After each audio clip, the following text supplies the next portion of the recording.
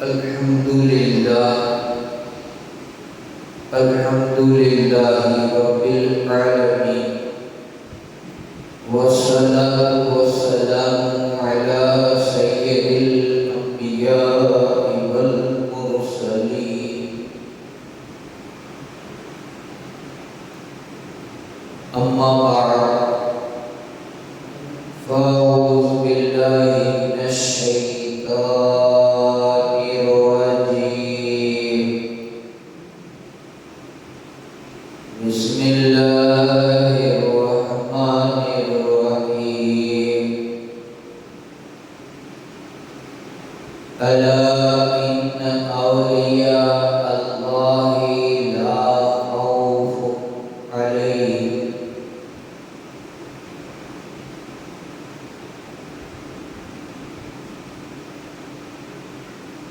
Sadaqallahu maulana al-azim wa ballaghna Rasuluhun nabiyyul aminul makinul karim.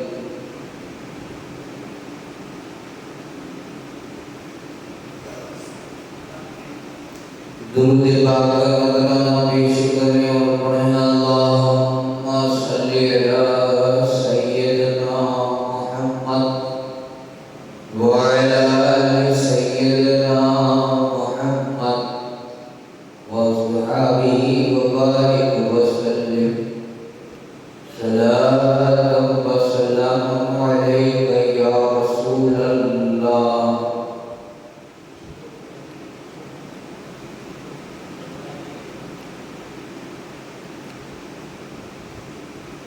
کھلا میرے دل کی کلی غوث اعظم،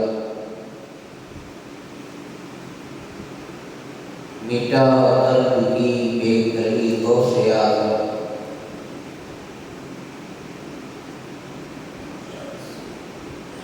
تیرے رب میں مالک کی یاد تیرے جد کو، تو ہے رب کا ایسا ولی غوث اعظم.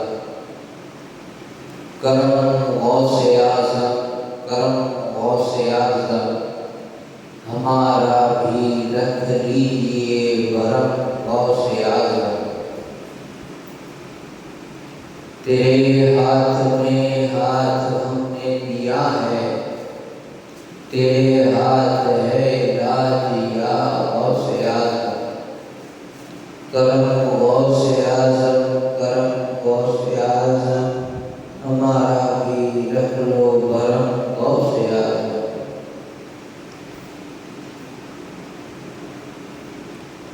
شیخ محمد قائم قوانی رحمۃ اللہ علیہ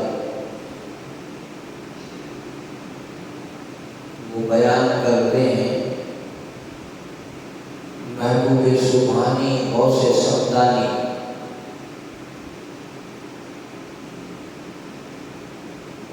انہوں نے ہمارے ساتھ سفر کیا. حج کے دن میں بچپنے میں حج کے دن چل رہے تھے، وہ بچپنا تھا آپ کا.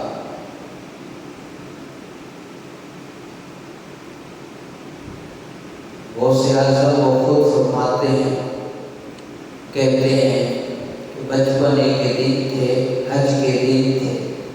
ایک مرتبہ جنگل کی طرف جانے کا اتفاق ہوا. جنگل میں جا رہے، بچے ہیں، بچوں کا کام ہے کھیلنا. غوث اعظم کہتے ہیں کہ ایک بیل بڑا اس پر نظر پڑی، اسے پیچھے پیچھے چل رہا تھا. کسی روایت میں ہے کہ آپ نے پونچھ پکڑی تو کسی نے پیچھے پیچھے چل رہے تھے. تو اس بیل نے غوث پاک کہتے ہیں میری طرف دیکھا، بیل نے میری طرف دیکھا. بیل کہتا ہے غوث پاک کو کہ عبدالقادر، تجھے اس کام کے لیے نہیں بنایا، تجھے کھیلنے کودنے کے لیے نہیں بنایا. آپ کہتے ہیں حیرت میں پڑ گیا، گھبرا کر گھر لوٹ آیا اور گھر کی چھت پر چڑھ گیا. تو کیا دیکھتا ہوں کہ میدان عرفات میں لوگ کھڑے ہیں.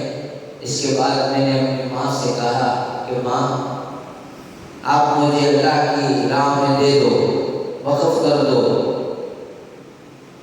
اور مجھے بغداد جانے کی اجازت دے دو، میں وہاں جا کر علم حاصل کروں گا، سیکھوں گا، پڑھوں گا۔ ماں نے کہا، اور پھر یہ بھی کہا کہ بھائی مجھ سے اس کا سبب پوچھا، اس کا کہتے کہ پوچھا کیوں بیٹا؟ تو کہتے کہ میں نے بیل والا واقعہ بیان کیا کہ میں آج جا رہا تھا تو مجھے عورت نے ایسا کہا، ماں کی آنکھ میں آنسو آ گئے۔ 80 دینار ان کے پاس پڑے تھے جن کے ابا رکھے تھے ان کے پاس،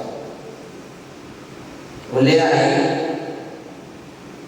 تو میں نے اس میں سے 40 دینار لیے، 40 دینار اپنے بھائی ابو احمد کے لیے چھوڑ دیے، ان کے ایک بھائی بھی تھے اس پر، 80 دینار تھے، 80 میں سے 40 لیے، 40 بھائی کے لیے چھوڑ دیے۔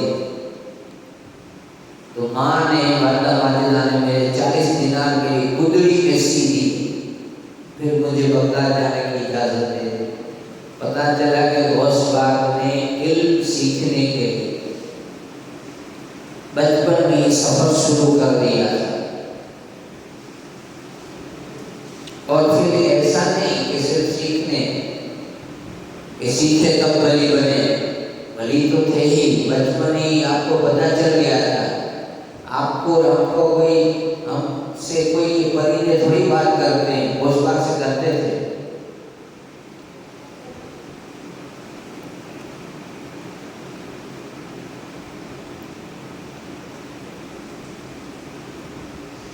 باری اوپر ہی چلو، آواز میں چھوڑو، باری اوپر ہی چلو، باری اوپر آواز میں چھوڑو۔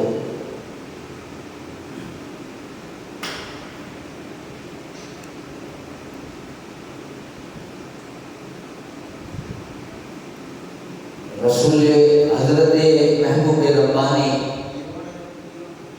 وہ ان سے کسی نے پوچھا کہ آپ نے اپنے آپ کو ولی کب سے جانا، کب سے آپ کو ایسا لگا کہ میں ولی بن گیا ہوں؟ تو غوث پاک نے فرمایا میری عمر 10 برس کی تھی، میں مکتب میں پڑھنے جاتا تھا، 10 سال کا تھا۔ تو جب میں مدرسے جاتا نا تو فرشتے مجھ کو پہنچانے کے لیے میرے ساتھ آتے، مدرسے پہنچانے کے لیے فرشتے میرے ساتھ جاتے، اور جب میں مدرسے پہنچتا تو فرشتے لڑکوں سے کہتے اللہ کا ولی بیٹھنے کے لیے آ رہا ہے، جگہ دے دو۔ یہ مدرسے غوث پاک جب جاتے تھے تب وہ فرشتے بولتے تھے غوث پاک ان کو دیکھتے ہوں گے تبھی تو کہا، تو ولی تو تھے ہی، وہ ولایت تو ان کو مل چکی تھی، اللہ نے دے دی تھی، عطا ہی کی، لیکن ولایت ہونے کے باوجود آپ نے علم حاصل کیا۔ حضرت شیخ امام موقف الدین بن قدامہ رحمۃ اللہ علیہ وہ فرماتے ہیں کہ غوث پاک کا تقویٰ، آپ کا علم، آپ کا عمل، آپ کی پرہیزگاری، ایک روایت میں یہ بھی ہے ہم اور آپ کھانا کھاتے ہیں تو چیک نہیں کرتے، غوث پاک کی چیکنگ کیسی تھی؟ غوث پاک کے لیے غلہ جہاں سے آتا تھا وہ پاک رقم، پہلے تو حلال کمائی کا لانا پھر اناج لینا، لیکن اناج بھی وہ ایک دوست تھے ان کے، وہ پرہیزگار تھے، ان کو بتایا تھا کہ اپنے کھیت میں، کھیت تھا ان کا جیسے ہمارا ہے تو کھیت تھا، غوث پاک نے اسے کہا تھا کہ تم کو بونا ہے وہاں، وہ بوتے تھے ان کے دوست، ہر سال وہ بوتے تھے اور وہ نکال کر کے باوضو ان کو دے کے جاتے تھے، اور اس میں سے غوث پاک پکا کر کھاتے، اسی تو پرہیزگاری تھی، ادھر ادھر سے نہیں لیتے تھے، ان کا دوست اس کھیت میں بوتا تھا وہ لیتے تھے، اور ان کا خود کا تھا، اپنے دوست کو دیا تھا کہ تجھے اس کو سنبھالنا ہے، کھیتی باڑی کرنا ہے، خود کھانا ہے، مجھے کھلانا ہے، ادھر ادھر سے ہم نہیں لیں گے۔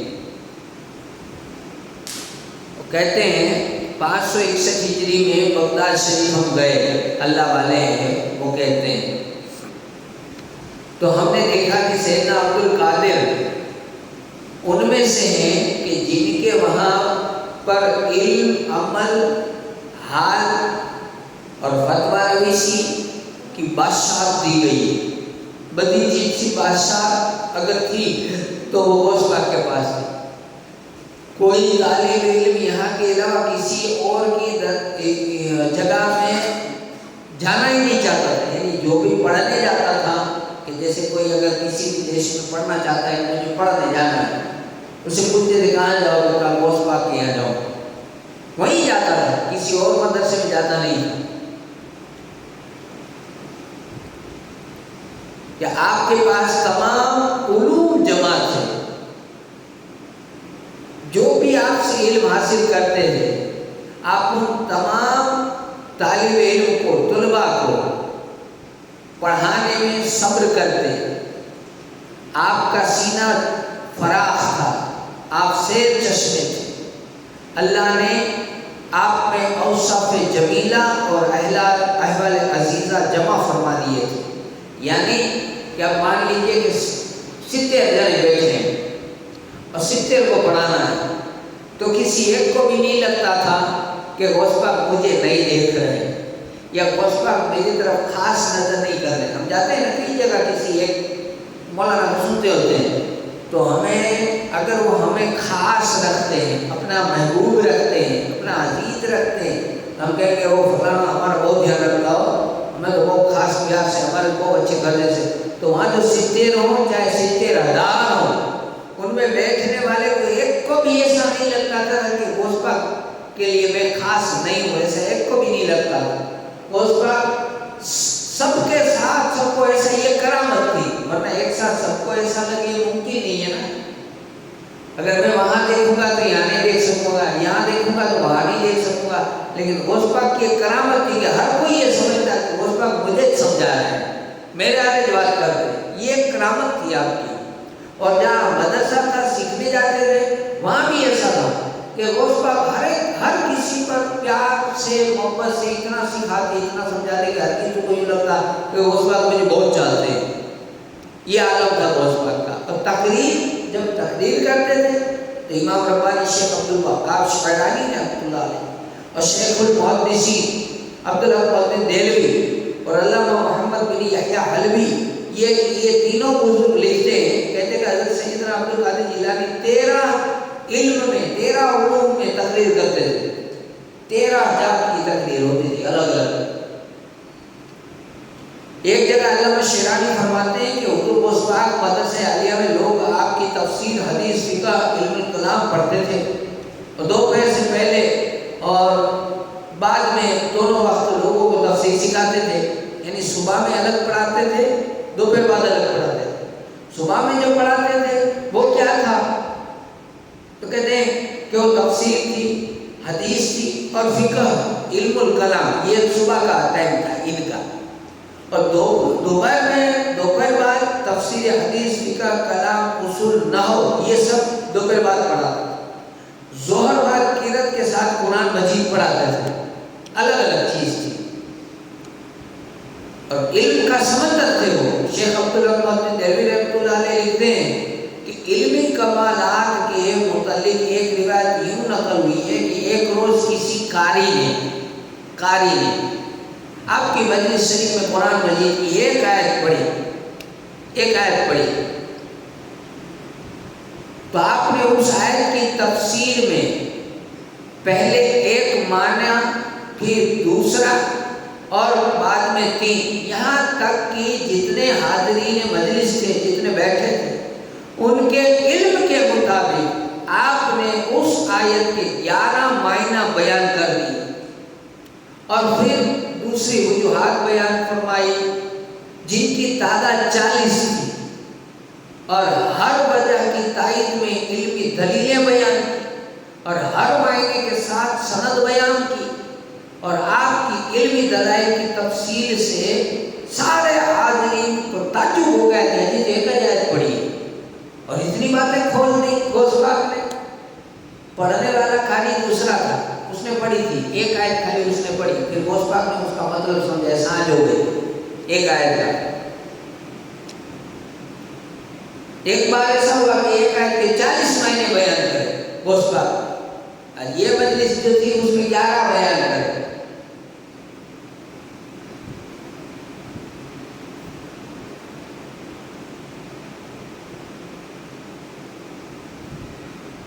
حضرت شیخ ابو عبداللہ محمد بن خضر رحمۃ اللہ علیہ، ان کے والد فرماتے کہ میں حضرت سیدنا غوث پاک کے مدرسے میں خواب دیکھا کہ ایک بڑا وسیع بڑا مکان ہے اور اس میں صحرا اور سمندر کے مشائخ موجود ہیں، ہر ایک جگہ کے مشائخ بڑے بڑے عالم وہ موجود ہیں خواب میں، اور حضرت سیدنا شیخ عبد القادر جیلانی ان کے صدر ہیں، ان کے بڑے ہیں، اور ان میں بعض مشائخ تو وہ ہیں جو سر پر صرف امامہ ہے، اور بعض تو وہ ہیں کہ امامے پر تغرا بھی ہے، اور بعض کے 2 تغرے ہیں، لیکن غوث پاک عبد القادر جیلانی کے امامہ شریف پر 3 تغرے ہیں، یعنی کہ امامے پر لگائے جانے والے مخصوص پھندے ہوتے ہیں الگ الگ۔ وہ میں ان 3 تغروں کے بارے میں فکر کرتا تھا کہ اس پر کوئی 3 تغرے ایسے کیوں ہیں، ایسا کیوں سجا ہے۔ اسی حالت میں اٹھ گیا، خواب سے اٹھ گیا، تو میرے سرانے غوث پاک میرے سرانے مرشد کھڑے تھے، کہتے ہیں میرے سرانے کھڑے تھے تو ارشاد فرمانے لگے کہ خضر ایک تغرہ علم شریعت کی شرافت کا، اور دوسرا علم حقیقت کی شرافت کا، اور تیسرا شرف مرتبے کا تغرہ، یہ 3 مرتبے مجھے دیے ہیں۔ غوث پاک کہتے ہیں وہ تو خواب دیکھ رہا تھا، خواب میں اٹھ گیا، اس کو تعجب ہونے لگا کہ یہ کیا ہے، تو غوث پاک وہیں کھڑے تھے، اٹھانا آنکھ کھلی تو سر پر کھڑے تھے، کیا تعجب کرتے ہو؟ غوث پاک نے کہا وہ تغرے دیکھے خواب میں، وہ کیا تھے وہ؟ تو غوث پاک نے بتایا کہ 3 تغرے اس چیز کے مجھے ملے۔ امامہ کی بھی شان ہوتی ہے، ایک تو ہم اپنے گھر میں پگڑی باندھ لیتے ہیں، اور ایک وہ جو اللہ عطا کرتا ہے۔ اور غوث پاک کی ثابت قدمی دیکھیں کہ قطب ربانی شیخ عبد القادر الجیلانی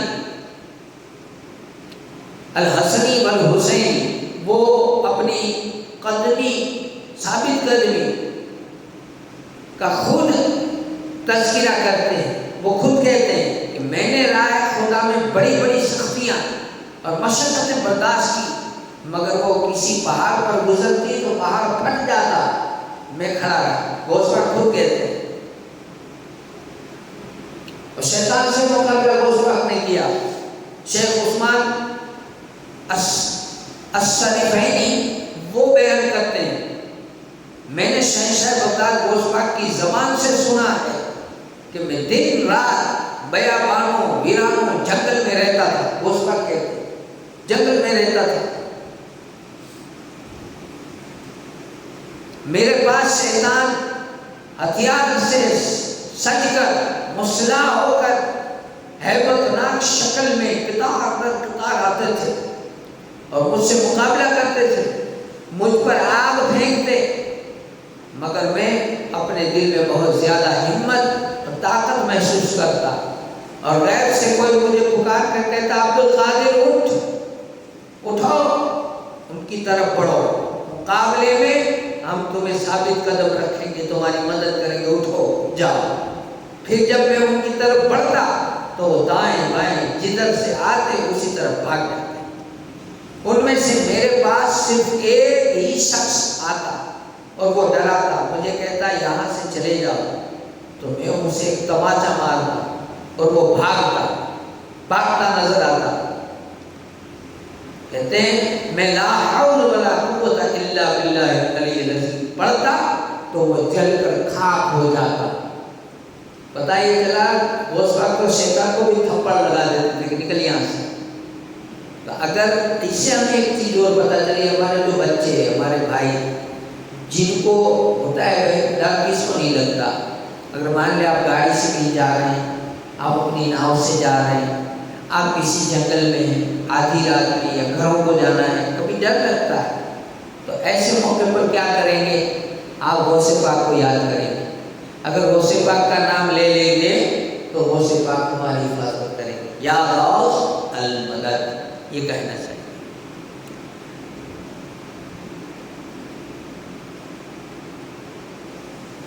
سمندر طریقت کا سمندر، طریقت ایک بہت بڑی ولایت ہے، وہ آپ کے ہاتھوں میں تھا. قطب شہید سیدنا امام رفاعی رحمۃ اللہ علیہ احمد کبیر وہ کہتے ہیں کہ شیخ عبد القادر تو وہ ہیں کہ شریعت کا سمندر ان کے دائیں ہاتھ میں ہے، حقیقت کا سمندر ان کے بائیں ہاتھ میں، جس میں سے چاہے پی لے. ہمارے اس وقت میں سیدنا عبد القادر کے جیسا کوئی نہیں. کبیر احمد رفاعی نے لکھا.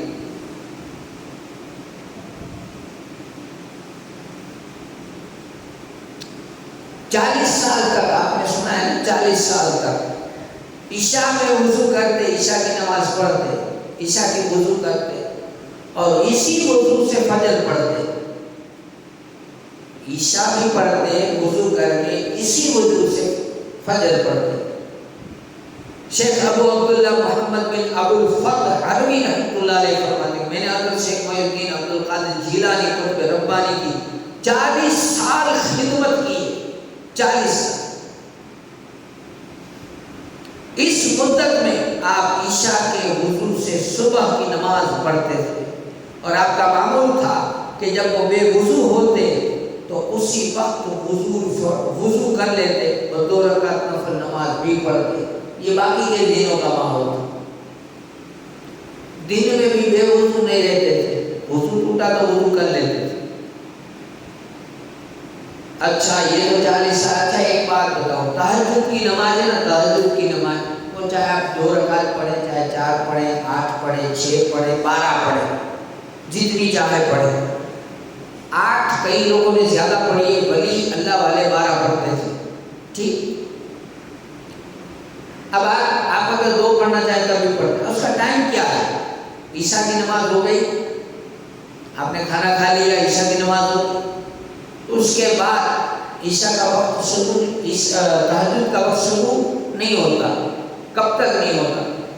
جب تک آپ سوئیں گے نہیں تب تک نہیں ہوتا. وہ کیسے؟ عشاء کے بعد آپ جیسے ہی سو گئے، 1 منٹ کے لیے جھولا آ گیا، پھر آنکھ کھل گئی، اب آپ کی تہجد کا ٹائم ہو گیا. تہجد کے لیے نیند شرط ہے، نیند آنا چاہیے. نماز عشاء ہو گئی، آپ کو سونا پڑے گا. اگر نیند نہیں آئے گی تو تہجد نہیں پڑھ پائیں گے. ایسا کیوں؟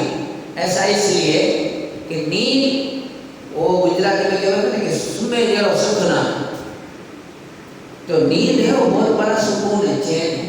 آرام سے گانے میں پڑے تھک کر کے ابھی تو 5 منٹ ہوئی نا تو کوئی اٹھا اتنا وہ ہے.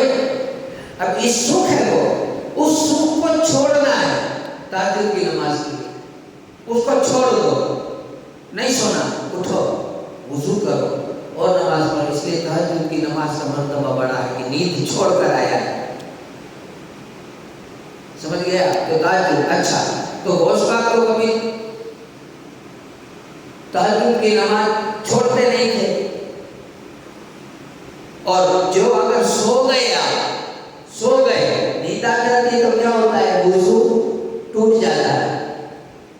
آپ نے عشاء پڑھی، سو گئے اور اٹھے تو ابھی وضو تو تھا لیکن نیند آئی تو ٹوٹ گیا، اب وضو کرنا پڑے گا. تو سوال یہاں یہ پیدا ہوتا ہے کہ 40 سال تک غوث پاک نے عشاء پڑھی، اسی وضو سے فجر پڑھی، تو بیچ میں تہجد کہاں گئی؟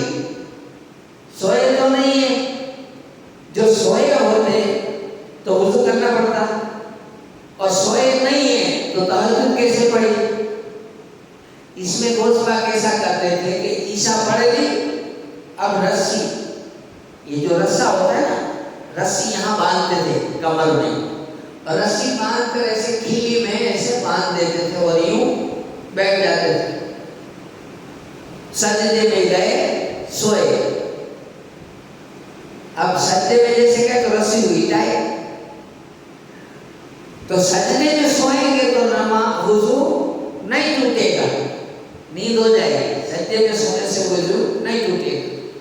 لیکن جو نیند میں لوگ پتہ نہیں چلتا نا کہ گر جائیں اور لمبے ہو جائیں، لیکن جیسے ہی گرے تو رسی کھینچے نیند ہو جائے۔ یہ غوث پاک کرتے تھے۔ سوچئے ذرا، ایسی پابندی پرہیزگاری ہم سے نہیں ہو سکتی، ایسے تھے غوث پاک۔ اب 15 سال، یہ تو 40 سال والی بات ہو گئی، 15 سال غوث پاک، غوث الثقلین، ہمارے محبوب سبحانی قطب ربانی، ہمارے جان مال سب قربان غوث اعظم پر، مشکل کو ہرنے والے میرے غوث پاک 15 سال تک رات بھر میں روز ایک قرآن پاک پورا ختم کرتے تھے۔ 15 سال تک روز ایک قرآن رات کو، وہ 40 کے یہ 15 65 تو یہ ہو گئے۔ غوث پاک کا بچپنا تھا کیا، بچپنے میں مدرسہ، تو غوث پاک رمی آنا ہے، لکڑی آنا ہے، دھندوں بھی کیا تو ہوگا نا، دھندا نہیں کرا ہوگا۔ یہ 40 نے 15 ادھر میں 40 میں نماز تہجد ہے عشاء کے وضو سے، ادھر 15 سال میں کیا ہے؟ قرآن کی تلاوت ہے۔ تو دھندا کب کرا غوث پاک؟ حالانکہ تجارت کرتے تھے غوث پاک، غوث پاک کا مال عراق میں سے بصرہ وغیرہ سب جگہ جاتا تھا، مال اپنے جیسے کشتی ہے چھوٹی ہے، غوث پاک کا مال بڑے بڑے وہاں میں جاتا تھا، بڑی بوٹوں میں جاتا تھا، دوسرے دیش میں مال بکنے کے لیے جاتا تھا۔ غوث پاک جیسا تو تاجر نہیں، مال بہت تھا غوث پاک کے پاس، بیپاری تھے، لیکن حال یہ تھا کہ وہ بیپار، وہ دھندا، وہ بزنس ان کو اس سے نہیں روکتا تھا بڑے پیر کو۔ غوث پاک کے پاس کامی نہیں تھی، اور رات بھر میں قرآن پڑھتے، اور اب ہر روز 1000 رکعت نفل بھی پڑھتے، 1000 رکعت۔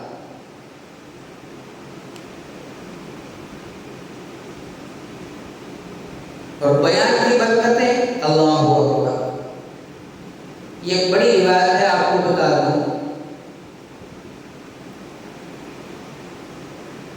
حضرت بزاز رحمۃ اللہ علیہ وہ فرماتے ہیں کہ میں نے حضرت شیخ سیدنا عبد القادر جیلانی سے سنا کہ آپ کرسی پر بیٹھے فرما رہے تھے، کرسی پر بیٹھے تھے اور وعظ کر رہے تھے۔ میں نے حضور سید عالم نور مجسم صلی اللہ علیہ وسلم کی زیارت کی،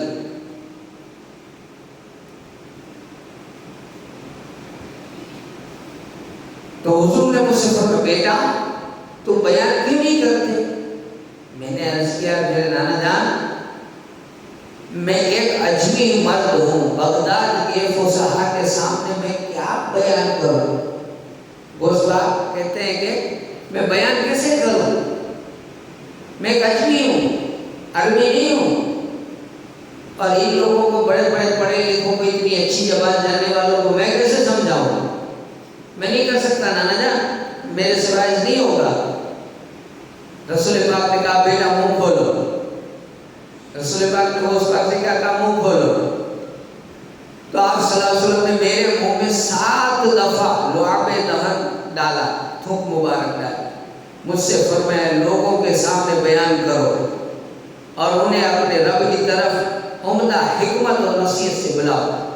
پھر کہتے کہ میں نماز ظہر ادا کی اور بیٹھ گیا، میرے پاس بہت سے لوگ آئے، مجھ پر چلائے۔ اس کے بعد میں نے حضرت علی بن ابی طالب، مولا علی کی زیارت کی، مجھے کہنے لگے مولا پاک کے بیٹے تم بیان کیوں نہیں کرتے؟ میں نے عرض کیا اے میرے ابا لوگ مجھ پر چلائیں گے۔ پھر آپ نے مجھ سے فرمایا میرے فرزند اپنا منہ کھولو۔ میں نے اپنا منہ کھولا تو آپ نے 6 دفعہ لعاب دہن ڈالا، رسول نے 7 بار ڈالا، 6 دفعہ ڈالا۔ آپ نے 7 دفعہ کیوں نہیں ڈالا؟ انہوں نے فرمایا کہ رسول اللہ نے 7 بار دیا تھا، میں ادب کرتا ہوں، ایک کم دیتا ہوں، ان کے برابر نہیں دیتا۔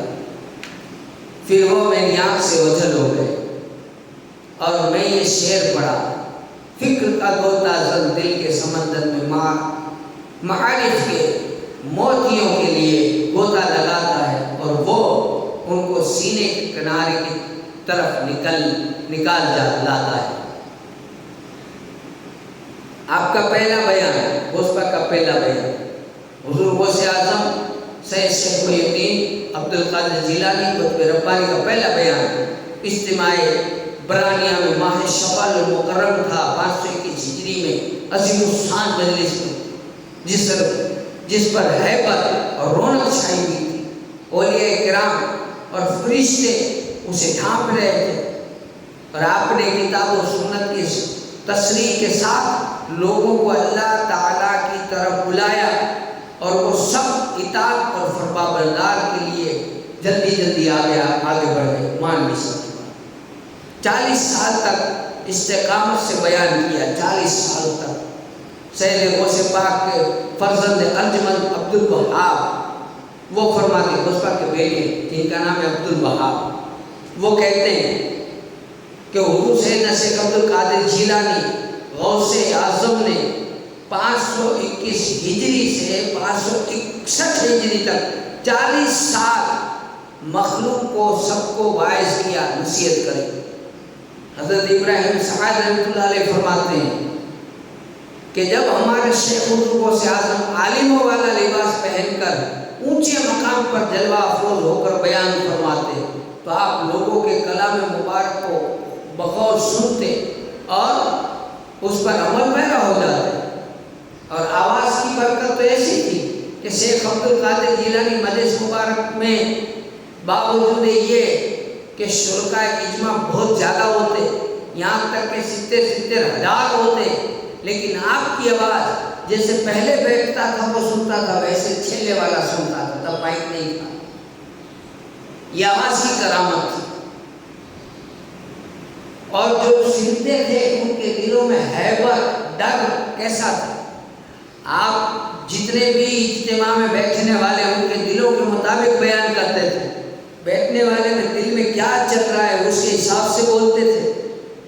آج ہم کو تو برا لگ جاتا ہے اگر کسی کی کوئی عادت ہے، مان لو کوئی جواری اور جوا کا بیان ہو تو وہ سوچتا ہے کہ مجھے بولا، کسی کی شراب کی عادت ہے، شراب کا بولو تو وہ سوچے مجھے بولا۔ یعنی ہر کسی میں کوئی نہ کوئی عادت ہوتی ہے، اگر کوئی نماز نہیں پڑھتا تو کوئی داڑھی نہیں رکھتا تو کوئی کچھ کرتا ہے تو کوئی کچھ کرتا ہے، تو کسی نہ کسی میں سب عادتیں تھوڑی تو ہوتی ہے۔ اب اگر اس کا بیان ہو جائے تو اس کو برا لگتا ہے، اور غوث پاک تو خود ایسا کرتے تھے کہ آپ بیٹھا ہے تو چلو اسی بارے میں بولوں، اور یہ صرف اتنا نہیں، اس کو اشارہ کر کے کہتے تھے تجھے کہتا ہوں تجھے، تم سدھر جا، اس کو کہتے تھے، ہاتھ اٹھا کے کہتے تھے۔ یہ غوث پاک کے بڑے پیر روشن کبھی، کیوں؟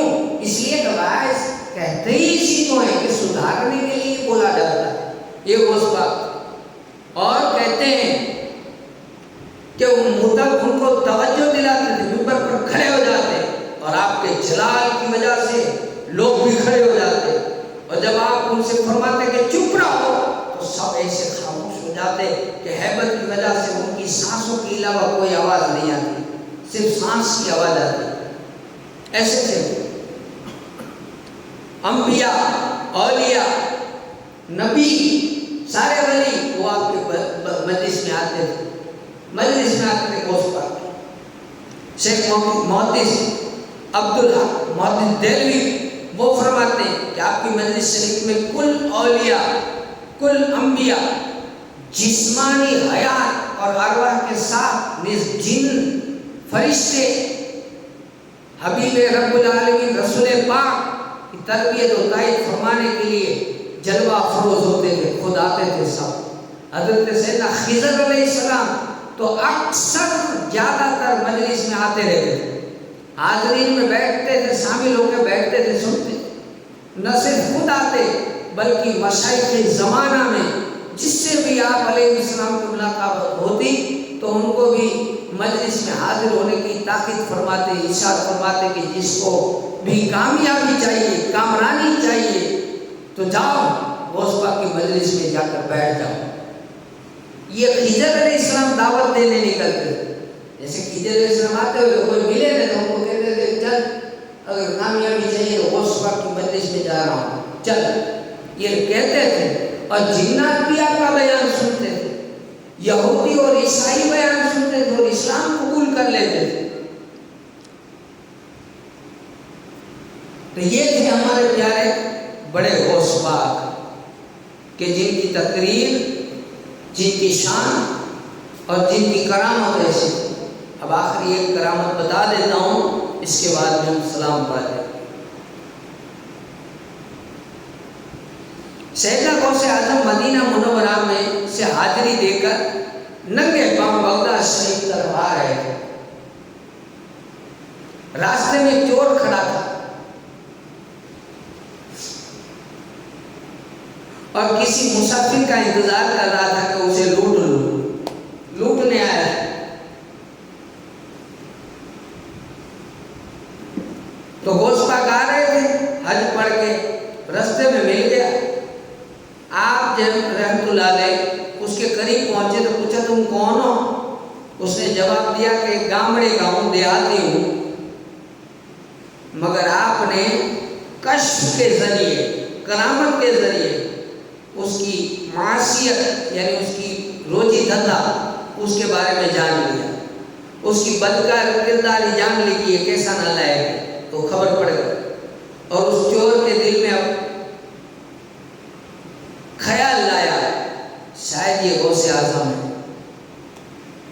کیا وہ چور کے دل میں خیال ہے کہ لگتا ہے یہ غوث اعظم ہے. آپ کو اس کے دل میں پیدا ہونے والے خیال کا علم بھی ہو گیا، یعنی غوث پاک کو یہ بھی پتہ چل گیا کہ ہاں اب اس کو پتہ چل گیا کہ میں عبد القادر ہوں. تو غوث پاک نے خود سامنے سے کہہ دیا کہ سوچتا کہ میں ہی عبد القادر ہوں، سوچ مت. تو وہ چور سنتے ہی فوراً آپ کے مبارک قدموں میں گر پڑا اور اس کی زبان سے یا سیدی عبد القادر شیئن للہ، یعنی میری پریشانی دور کرو، میرے سردار عبد القادر میرے حال پر رحم کرو، یہ بولنے لگا. آپ کو اس کی حالت پر رحم آ گیا. اس کی اصلاح کے لیے اللہ کی بارگاہ میں دعا کی. غیب سے آواز آئی، اے غوث اعظم اس چور کو سیدھا راستہ دکھا دو اور ہدایت کی طرح رہنمائی کرتے ہوئے اسے کتب بنا دو. کیا بنا دو؟ کتب بنا دو. اب کتب کیا ہوتا ہے معلوم ہے آپ کو؟ ہوم گارڈ نہیں، حوالدار بھی نہیں، سیدھا PSI جس کے نیچے 19 جیلے ہوئے بنا دیا.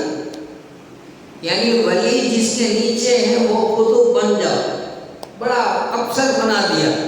یہ تو غوث پاک ہے بھائی. آپ کی حکومت ایسی. حضرت سیدنا غوث اعظم قصیدہ غوثیہ میں خود کہتے ہیں، خود پڑھا، جلال میں کہتے ہیں، اور قصیدہ پڑھا خود نے، غوث پاک نے پڑھا. آپ نے کہا اللہ کے تمام شہر میرے تحت تصرف ہے، میری حکومت کے نیچے اللہ کے سارے شہر. یہ کلام ہے غوث پاک نے خود نے کہا ہے. اب جس کے نیچے سارے شہر ہو وہ ولی، سمندر بھی اس کے قبضے میں جو ہوگا نا بھائی. ہم غوث پاک سے کہیں کہ غوث پاک سرکار ہماری مدد ہمیں کسی باوے سے نہیں کروانی، تمہیں کر دو، ہمیں کسی اور سے نہیں کروانی، آپ کر دو. اور جو غوث پاک دے اسے کوئی نہیں لے سکتا. یہ پیران پیر. اللہ سے دعا کرتے ہیں اللہ تعالیٰ ہماری حاضری کو غوث اعظم کی بارگاہ میں قبول فرمائے اور اللہ تعالیٰ ہمیں کہنے سننے سے زیادہ عمل کی توفیق عطا فرمائے. اور سرکار بغداد پیر پیران میر میرا شیخ سید عبد القادر جیلانی آپ کی بارگاہ میں ہم نے جو بھی نیت نظرہ نے پیش کیے یا باعث کیا، اللہ کے واسطے اسے اپنی بارگاہ میں قبول فرمائے. باخر دعوانا الحمدللہ. السلام علیکم.